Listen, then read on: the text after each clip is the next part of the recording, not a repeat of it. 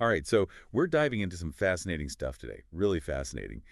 These excerpts from the Urantia book, they paint this vivid picture of Jesus transforming ordinary people into, well, powerful messengers. Yeah, the ordination of the 70. It's not just some mystical event, It's like a masterclass in practical transformation. Exactly. And that's what we're going to unpack today, how Jesus took these everyday folks and molded them into something extraordinary. It's all about the training, the challenges, and the incredible impact they had. And get this, it all starts in this bustling camp in Magadan. Jesus is back from Jerusalem. There are disciples everywhere, over 150, hoping to be chosen for this special mission. Can you imagine the pressure? Talk about intense. And it wasn't just a quick blessing, oh no, this was weeks of intensive training, led by Jesus and his 12 apostles. Like an ancient boot camp for spreading the word. Exactly. Imagine Peter teaching public speaking. Nathaniel guiding them on lesson planning, right? Maybe even Matthew giving financial advice. A full-blown masterclass. Precisely. So for those who might not be familiar, when we say the Big 12, who are we talking about here? Right, so the Big 12 refers to the 12 apostles chosen by Jesus early on. You've got your big names, Peter, James, John. These guys were Jesus' inner circle. His closest confidant. Exactly. They were instrumental in spreading his teachings. So to be trained by Jesus and these 12 apostles, what an incredible opportunity. But here's the catch. Not everyone made the cut. It's true. Over 50 disciples were told, thanks, but no thanks. Commitment, my friend. That's what it was all about. The text even mentions a disciple who wanted to delay his mission to bury his father. Understandable, right? Of course. But Jesus emphasized the urgency of the message. Wow. Showing us that even family obligations sometimes had to take a back seat to this higher calling. That's intense. And then there's the story of Magadan. Yes. This wealthy young man, practically a celebrity in Jerusalem. How he wanted to be one of the 70. Desperately. He approaches Jesus and he's like, what else do I need to do to secure my spot in the kingdom of heaven? I follow all the rules. Exactly. But you see, Jesus saw right through it. He could see what was holding him back. Material possessions. This wealth, this status, it was a barrier. He was trying to serve two masters, you see. Wanting the spiritual rewards while clinging to his worldly possessions. Just like, It's like that old saying, you can't serve both God and money. that's a timeless dilemma, isn't it? Absolutely. And it's not just about saying you believe. It's about action. It's about aligning your actions with those beliefs, even if it means making tough choices. Precisely. And that's the thing about the story of Magadan. It's not just some ancient parable. It's a mirror. Reflecting our own lives, right? Exactly. What are we willing to give up to pursue our true calling? That's the question we all have to ask ourselves. So we've got these 70 individuals. They've been through the ringer, made some tough choices. They're committed. Yeah. Now what? Where does the story go from here? Out into the world, my friend. Jesus sends them out on their very first mission. Time to put all that training into action. Right, but here's the thing. They're allowed nothing for the journey. Well, almost nothing. Just the clothes on their back.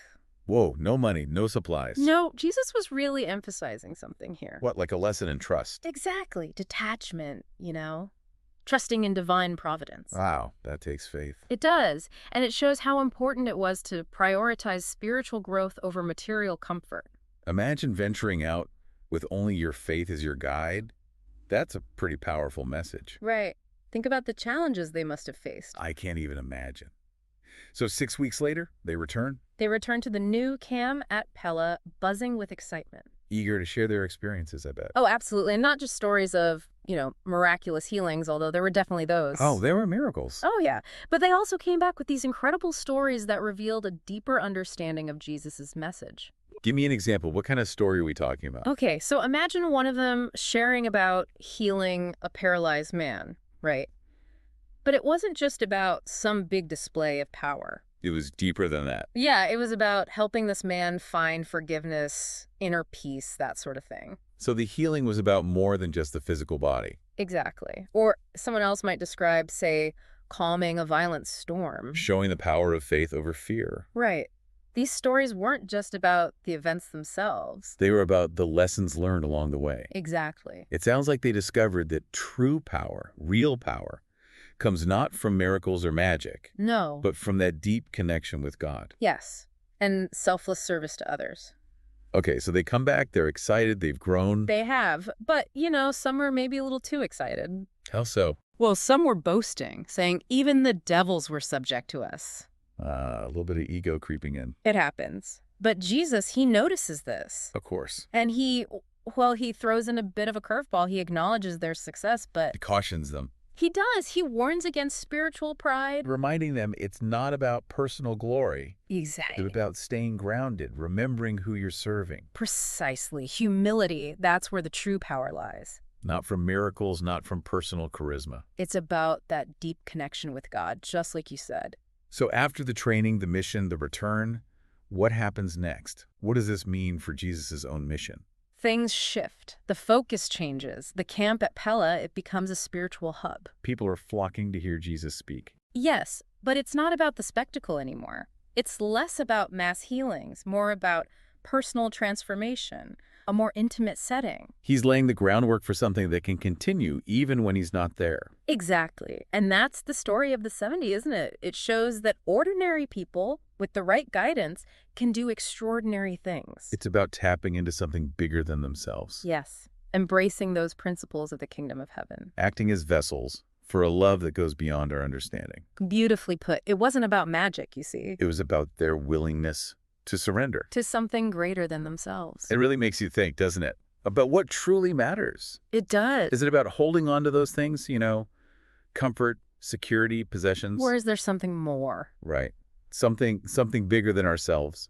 That's the beauty of these stories, They challenge us. They make us look inward. They're like a mirror. Exactly. So someone listening right now, maybe they feel that pull, that call to something more. Yeah, that higher purpose. How do they even start? How do you identify those things that might be holding you back? Those treasures, so to speak. Well, it starts with asking the tough questions, Be honest with yourself. Exactly. What truly brings you joy? What makes you feel, really alive? And on the flip side, what are you holding on to out of fear?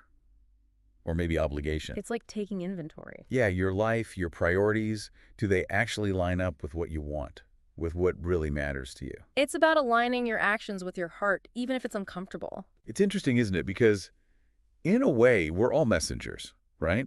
Maybe not in the literal biblical sense, No, right. but we each have a story to tell, We do. a message to share. We all have that potential, that light within us. Absolutely.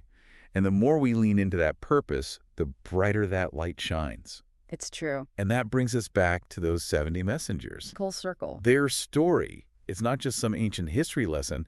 It reminds us that we all have that potential within us. We don't need to be, extraordinary individuals with special talents. It's about answering the call. Yes. Oh, yeah. Embracing the unknown, dedicating yourself to something bigger than yourself. Like those 70 messengers did. They went all in. Yeah. So as you go about your day, think about it. What message are you carrying? What's holding you back? What will you choose? Because the most incredible journeys often start with a single brave step.